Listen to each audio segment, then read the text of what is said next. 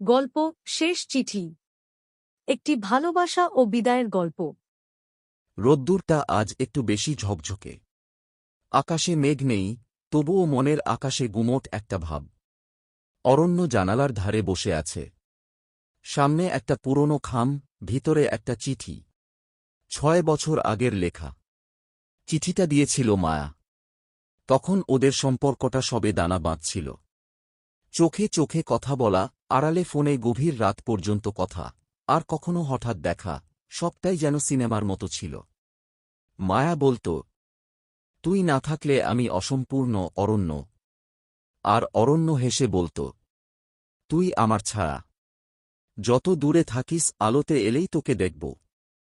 সে সময়ের কথা ভাবলেই অরণ্যর বুকের মধ্যে কেমন হুহু করে ওঠে।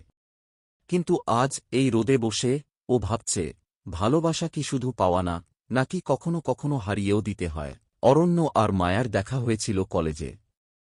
ওরা দুজনেই সাহিত্যের ছাত্র। অরণ্যর কবিতায় মায়া মুগ্ধ হয়েছিল প্রথম দিনেই।